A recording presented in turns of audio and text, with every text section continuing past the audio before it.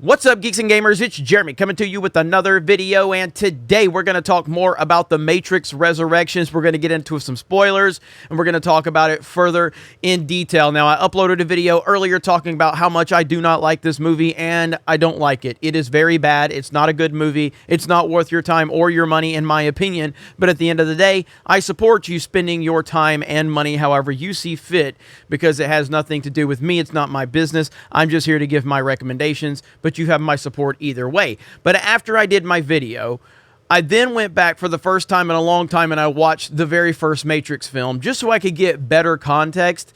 Because watching Resurrections, now all I know is that I loved the first Matrix.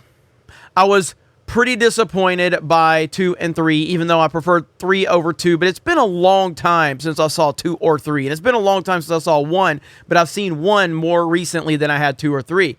So I went back, because Resurrections was so incredibly bad, that I went back and I watched 1, and I gotta say, the first Matrix film holds up incredibly well, in my opinion, incredibly well. And this is a movie that really set a new standard for action movies. It, inspired so many different people to try and mimic certain elements of the Matrix. Keanu Reeves was a freaking rock star. He was incredible. Trinity was awesome in the movie. Morpheus was great. All the supporting characters, everything worked so well in that first Matrix movie. And then going back and seeing it right after watching Resurrections puts further context into how bad Resurrections was. It was really bad. Now, I've heard a lot of people complaining, saying it was woke. There are woke elements to Resurrections. There's no doubt about that. I will never dispute that. I'm not here to dispute that. I will say that the wokeness is subtle, and it doesn't, for me, it doesn't hurt the movie that bad. What hurts the movie is bad storytelling and a convoluted mess. And a lot of it's just dumb decisions, whether that be replacing Hugo Weaving, which, again, I'm sure he didn't want to do the movie, but at that point, don't call him Agent Smith. Come up with a new character. To my knowledge, Lawrence Fishburne was open to coming back as Morpheus, but you didn't bring him back, but you named someone else Morpheus to make someone look like Lawrence Fishburne. It's just stupid. So stupid. But then you just get into the parts of the story, and again, if you read it on paper, I mean, it doesn't sound great, but it's the execution of it. It doesn't feel like a Matrix movie. It doesn't feel like anything from this universe. It feels like they're using the past to make it feel like it's part of this universe, but in reality, it doesn't. Now, one of the big complaints going on right now, and I totally understand that, is that Neo couldn't fly. Towards the end, there's a scene where, now, he couldn't fly. We had already established in the movie he could not fly. But later on, in the final, chapter of the film, there's a moment where he and Trinity jump off a building, and they are falling, and suddenly they stop falling, and she's holding his hand as he's dangling, and he's like, "I'm not doing this." Well, it was her. And I totally understand why that's frustrated a lot of people. I do get it.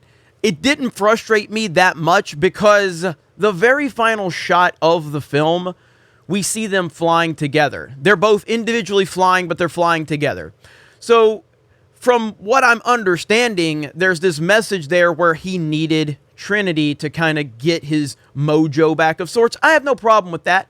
I really don't. I respect that process of storytelling and, character development, chemistry, and all of that. So it's not like Neo just isn't the one anymore or can't do what he, always was doing. It was a matter of he needed to get his, connection back with Trinity to kind of find himself. And if you go back to the first Matrix film, we all remember that moment where she kissed him and, he came back. So it worked. Like, that really didn't bother me. It really didn't. Now, in current Hollywood, all of these moments are going to bother people in some capacity.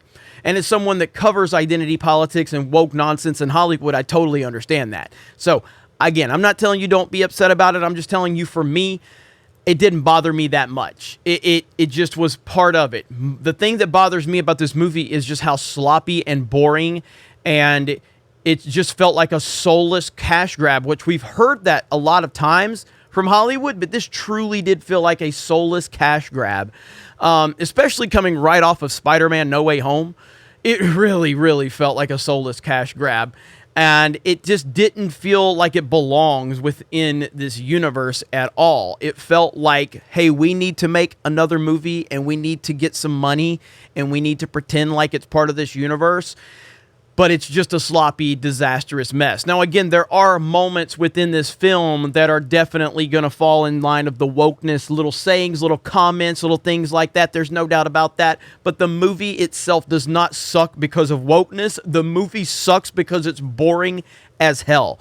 Now, IGN has an article up, and it kind of goes into, now I'll kind of give you the layout of what we're dealing with here with this movie, because this will kind of break it down. But Neo is no longer the one, or he isn't the only one. It turns out he just doesn't work without his better half, Trinity. Oh, and also, they're both back from the dead. We'll do our best to explain all of that in a second. But here's a breakdown of everything else going on in Resurrections. In the real world, 60 years have passed since the events of the Matrix Revolutions, and the truce between man and machine promised in that film has been broken. The squids are up to their old tricks, keeping most of humanity trapped in the Matrix to use them as an energy source and terrorizing the ones who's gotten out. With the Matrix, Neo is back to being Thomas Anderson, Mr. Anderson. But this time, he's an award-winning game developer with a mega popular video game series called The Matrix. A little too on the nose, but whatever. Then, you know, his boss is a guy named Smith, and his studio's parent company is Warner Brothers. Yeah, it's pretty meta. And Smith is a common name, but it's no coincidence Neo's new boss has the same name as his old nemesis.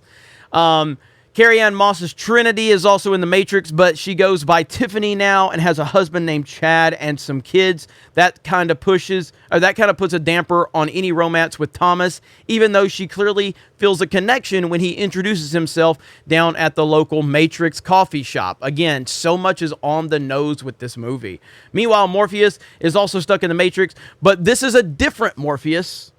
Like, what? Well, it doesn't make sense. It just doesn't make sense. These are really dumb decisions that don't add up. Now, again, if someone can correct me on this, but from my understanding, Lawrence Fishburne was 100% interested to come back and reprise his role as Morpheus. So why isn't he back? If you're going to bring characters back from the dead, then why do this? It doesn't make sense to me. And then you've got Jessica Henwick, who plays Bugs, you know. That's kind of laying the foundation for where we are. Now, my problem isn't necessarily the story, even though it's a little on the nose for me, a lot of this stuff. My problem is how convoluted it gets and how boring it is. Because when you go back and watch that first Matrix film, it is visually stunning.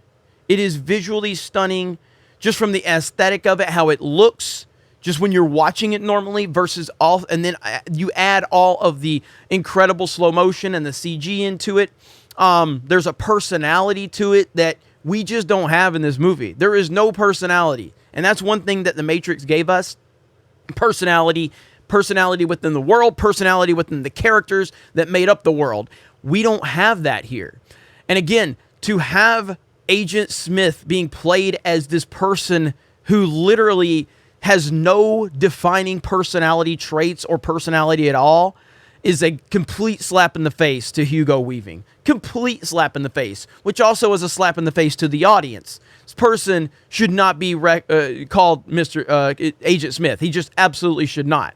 But I mean, it's just kind of showing that there's a lot of like boneheaded decisions within this movie that don't really make sense. And that's what's most frustrating about it. The Last Jedi comparisons, I'm starting to understand those a little better. Now, again, I don't think the movie is woke, and I don't think it suffers from wokeness. But what it does suffer from is stripping everything that made The Matrix great. It strips it away. And it doesn't resemble what we loved about The Matrix. Like I just said, aesthetically, there was a personality to the way it was shot, to the filming of it, the way it looked, and there was a personality to how the characters interacted and how we went on those journeys with them, and none of that is recognizable here at all. it just feels like it has stripped everything away from this universe that made it great. And it just wanted people to get there and be there to put money in their pockets, put asses in seats because it's the Matrix, and hope that the zombies and the drones will just show up and give them their money because it's got Keanu on a poster. And look, I love Keanu Reeves.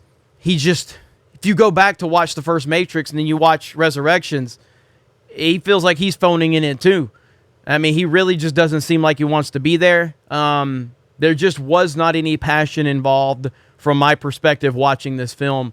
But overall, I would say go back and watch the first Matrix. If you want to watch 2 and 3, that's your call. But watching the first Matrix, it kind of ruins it takes away the stain of Resurrections. And it makes me appreciate what we did have with that first Matrix film because it still holds up very, very well.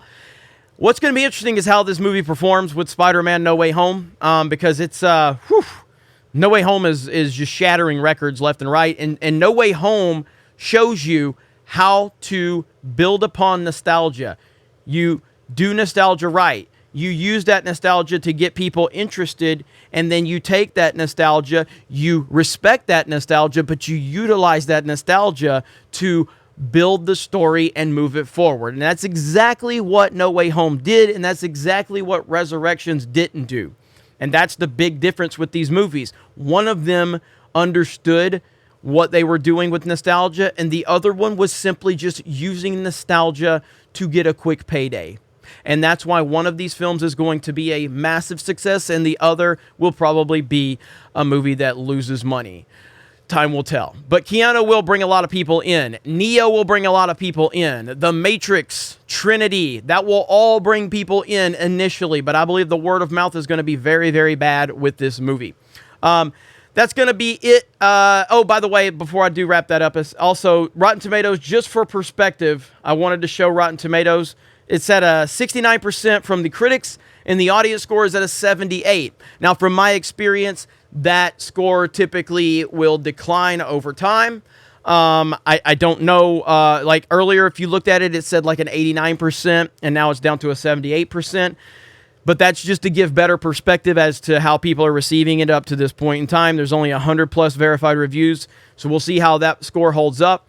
But I think that people are really not liking this movie. I think it's going to be very, very divisive. And I think that a lot of people are going to be very disappointed by it. So you guys let me know your thoughts in the comments below. Thank you very much for checking out this video. Solo lost money. Raylos are weird. The Matrix Resurrection might lose money. Let's go, Brandon. Check out geeksandgamers.com, and we will talk to you later.